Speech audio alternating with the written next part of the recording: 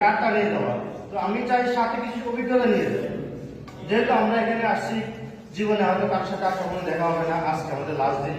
তো আমি গতকালকে একটু অভিজ্ঞতা শেয়ার করার চেষ্টা করেছিলাম, পারি না, কিন্তু আজকে একটু সুযোগ আছে একটু অভিজ্ঞতা শেয়ার করতে। যদি এখানে আমি একটা কথা বলবো, আমি প্রবাসে এখানে যাই নাই, তো প্রবাসে না গিয়ে হচ্ছে যারা সচেতন তারা দেশে থাকলেও অভিজ্ঞতা অর্জন করা সম্ভব, সেই কারণে আমি বিভিন্নভাবে আমি কিছু অভিজ্ঞতা আমার আছে। আর একটা অভিজ্ঞতা কথা বলবো ভাই, সবচেয়ে বড় নৈতিকতা, চরিত্র।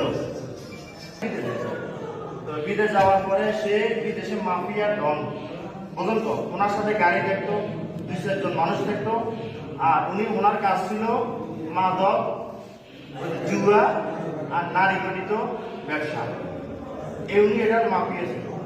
টাকা কত লক্ষ টাকা ওনার কাছে আসছিল, কত লক্ষ টাকা উনি চাইতো না, ওই যে সহকারীরা হিসেব করতো, উনি যেটা আমাদেরকে ব্যাখ্যা দিয়েছিল।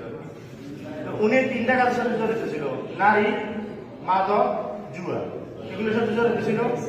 উনি বলছে যদি আমি টাকাগুলো দেশে পাঠাতাম, মানে এই অংশটা আমার হয়ে যেত, কিন্তু উনি এটা না করে উনি বলছে যে চলছে চলবে।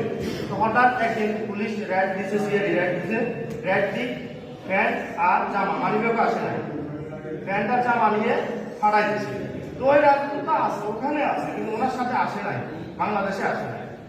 না আসার কারণে উনি চলে এসে এক কাপড়ে চলে এসে, আসার পরে ওনার স্ত্রী, সন্তান, ভাই কেউ আর ওনার দেখে না। ওনার যে নেশা করার কারণে ওনার পক্ষতে ক্যান্সার হয়ে গেছে, যক্ষ্মা হয়ে গেছে, ওনার লাংসে ইনফেকশন হয়ে গেছে। তো উনি তো তখন তো ভালো ভালো খাইছিল, শরীরের উপর চলে গেছে। দেশে আসার পর খাওয়া বন্ধ হয়ে গেছে, শরীরে ইনফেকশন বেড়ে গেছে, শুকাইতে শুকাইতে একবারে কাঠ, কি জিনিস কাঠ হয়ে গেছে। পরে সর্বোচ্চ 2 বছরের মধ্যে সে মারা গেছে। এগুলো আমাদের বাস্তব অভিজ্ঞতা। আমি এগুলো বলি কেন, আপনাদের লাভ হবে না, আমারও লাভ হবে না, কারণ ব্যক্তি সচেতনতা বেড়ে গেছে। যেহেতু তার নামে একটু সচেতনতা একটু কথা বললাম।